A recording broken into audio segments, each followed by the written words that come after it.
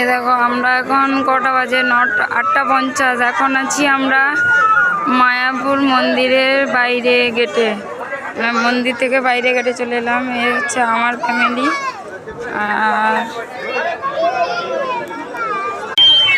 এটা হচ্ছে আমার ফ্যামিলি,